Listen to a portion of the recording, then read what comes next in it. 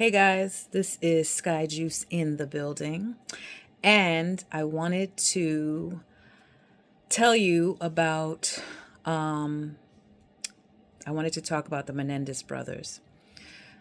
I got so passionate about them, I guess because I just understood and realized that I'm really about this true crime information, and it's just so amazing that this story came out again. I'm really happy that it came out, to be honest, because I remember when it happened, and I remember how horribly these brothers were viewed viewed as. They were viewed as they killed their parents. That's all you really heard. And who does that? And that's the question that I have been wondering over the years. And, anytime I hear the name, you always hear the two brothers who kill their parents. So, I actually didn't see the Netflix special Monsters. I saw the other Netflix special, which was more of a documentary where the brothers spoke from their jail cell. They've been incarcerated for 34 years now, since they killed their parents in 1989. And of course, that made me go down the rabbit hole of looking at all the articles, all of the YouTube videos, and I just wanted to share my thoughts about what I've come to find out. And I've also watched a lot of like the TikTok, which is, I guess, how this actually happened. This happened, the re-emergence of the new information, the new storyline where it kind of went viral again, happened because, partly because of TikTok and people, talking about it and saying that these guys need to go free. And then the other big part of the information is, I believe last year, 2023, one of the band members from the group Menudo, which I'm sure, I don't know if y'all remember Menudo, but I know I remember Menudo because I was watching them on TV every Saturday. They had a show called Menudo on ABC, Ricky Martin and the rest of the group. And I was all about Menudo, so I know them, especially living in the Virgin Islands, and Puerto Rico's right there, and what have you. So one of the band members, his last name was Rosello. He came out last year in an affidavit stating that he was molested by Jose Menendez, who is the father of Eric and Lyle Menendez. And so basically, I think for many years, the thought was that these boys, these men, made up the stories of trauma, even though they had people come forward during the first trial, right? So I don't know if you remembered. I didn't remember this. I do remember hearing that these men, these young, boys, were abused. I always heard the word abused, and that's why they killed their parents. I didn't follow up with how horribly they were abused. I mean, it's gotten me so enraged at the abuse that they dealt with from childhood, from like 5 or 6 years old up through till 18, when the youngest was 18, Eric. It got me so enraged that I am of the group of people who believe that they should go free now. And the reason why is because they have lived a life, their whole entire life, from the time when from their childhood up to the time they kill their parents, and then also from the time from when they went to jail up till now. They have never been free. These two men have never been free their whole life. And what would it take for a person or persons to kill both of their parents? I feel that their parents killed them. That's the way I look at it. To kill the spirit of a child, to not protect your child, to cause pain and harm and suffering and torture to your child is what these parents did. That's exactly what they did. They described it. They went into details. I mean, when you start hearing, and I'm going to just tell you, so trigger warning for how grotesque this gets, because I think people need to hear what would what would make someone want to blow their parents to pieces. They took shotguns and shot the F up both of their parents. And part one was they shot their father in the head and then shot him up a few times. One shot from a shotgun is enough to kill a person. They shot these motherfuckers up, right? They also went and reloaded their gun and shot the mother up. Okay, people are like, well, if the father was raping them, why are they killing the mother? Why are they shooting her? Why did she have to go? You missed the story. This woman knew that her children were being raped regularly by their father. The father was oral sexing his sons from 6 years old up to 18. The older boy thought he was only, that period of time for him with the rape was about from 6 to 8 years old. So it stopped because the father moved to the younger son. The younger son was raped, assaulted from around 6 years old all the way up to 18 years old. One of them, I'm not sure which one, was taken to the hospital at some point during their childhood with a throat injury from forced copulation in the throat. Okay? A child was struck in the back of the throat with his own father's penis. I mean, like, y'all need to understand, like, who does that to their child? Number one. I believe Eric, the younger one, had some kind of hernia situation in his anus, gastrointestinal hernia, from his father penetrating him, not only with his penis, but with sticks. They used pins in the penis. I mean, he was using knives to cut. There was rough sex. I mean, I don't know. I think killing your child would have been a better deal, to be honest, to make his own son have to go through this over and over again for years. His son didn't want to do it. He told his father, this hurts, this is painful. His father, I'm not trying to hurt you. I love you. Mental games all day. So brutally raped him, tortured him, and then he demeaned him as well. He basically treated his son like his little bitch for years. This man, Eric, specifically, I don't know what he's done in jail.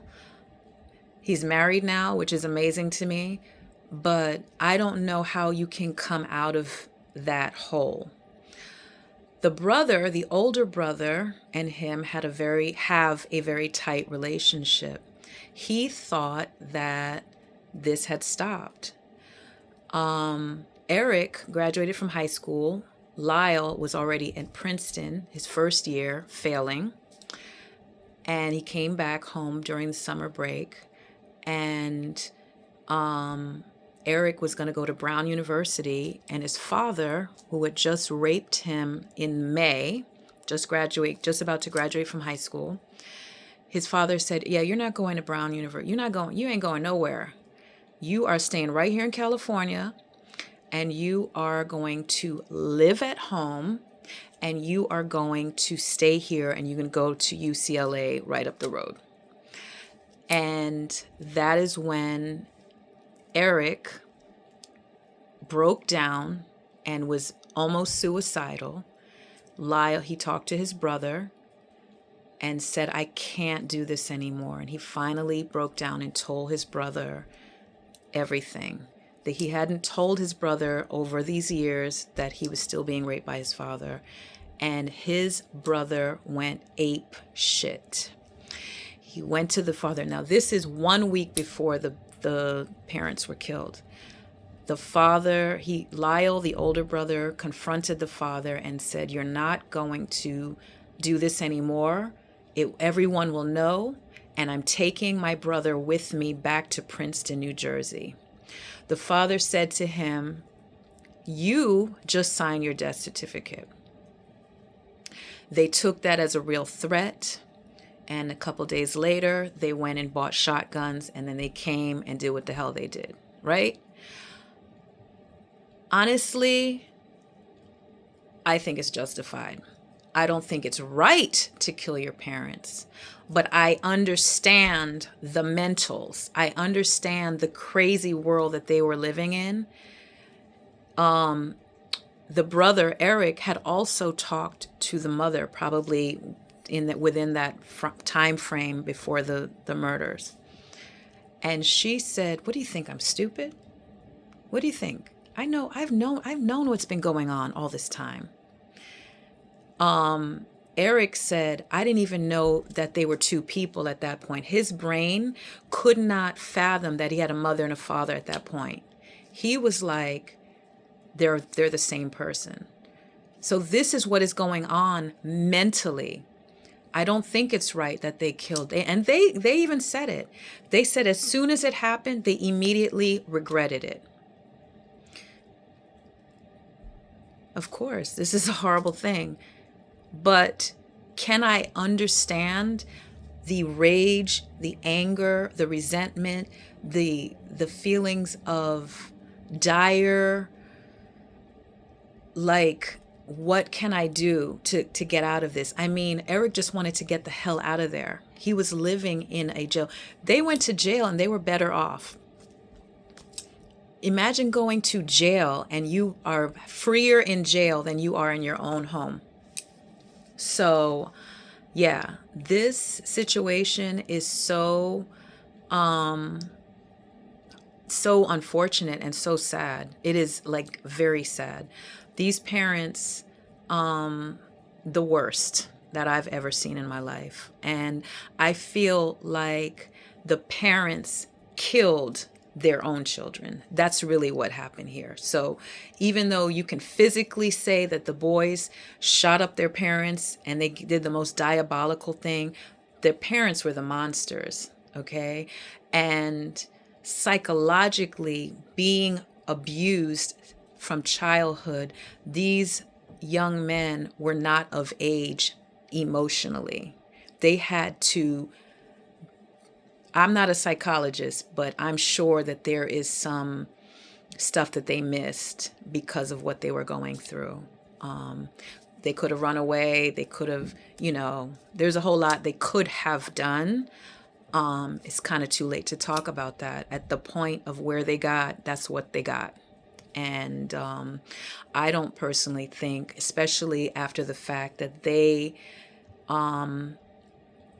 their first case, and that's the sad part about it too. There's so many sad parts of these guys' life that it goes like, it gets sad and then it gets sadder and then it gets sadder. I mean, they went to court and the lawyers, their lawyers they had these guys testifying private stuff they've never talked about, and they're talking about it not only publicly, but publicly on video, on TV, right? And then they came there was no answer at the end. The jury was hung. 2 separate juries for each boy, each man, and they could not come with a decision. All the women in the juries, both juries, said manslaughter. All the men said first-degree murder. like the men in these juries could not believe, with all the testimony, that these boys were raped for their whole life and beaten and abused and tortured and demeaned. They couldn't. They were like, the men in the juries were like, suck it up. Your dad punches you. It's okay. Just, why kill him? You know what I mean? That's basically the sentiment. All the women had more compassion. So they had another case several years later after California loses to OJ. And the judge says, do not mention any sexual assault, period. So the new jury, the new attorneys, just basically talk about, they came in, they killed him, yay or nay. The only choices the jury has was either they killed him or they didn't. And of course, they of course was proven that they killed him because they admitted it. The process was much shorter and they got, life without parole, which is unfortunate because the trauma is the reason for the killing.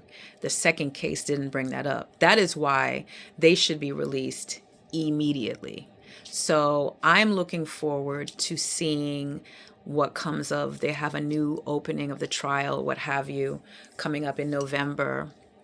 So I'm looking forward to seeing what happens to them. I have talked to friends and people about it.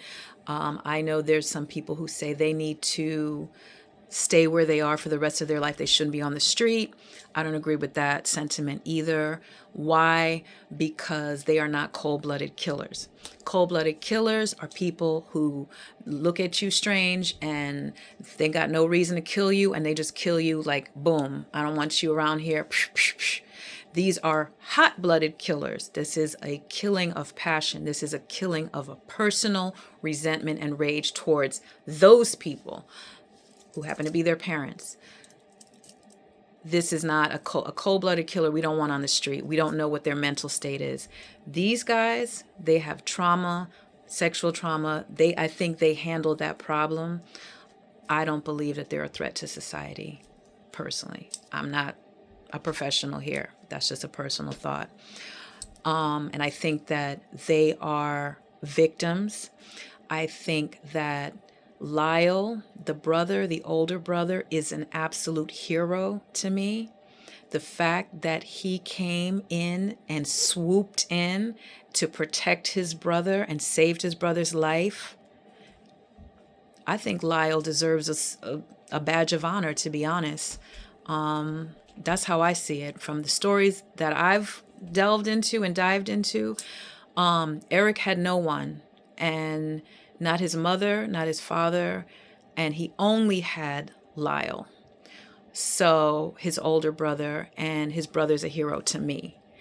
Other people I've talked to who said, well, a lot of people are traumatized and a lot of people are locked up for life or locked up, and especially Black people.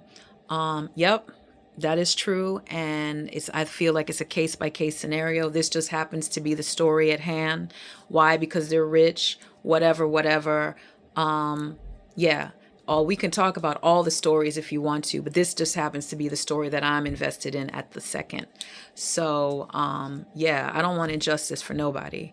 But in this particular case, those young men, which they're actually in their 50s at this point, these grown men have been living a life of hell their entire life.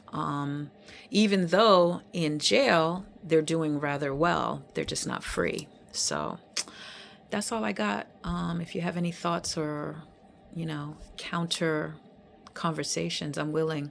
Because I'm in now. I think I got all the info, and I am definitely in support of them living the rest of their life out of jail. So have a good evening, y'all, and I'll talk to you later. Peace.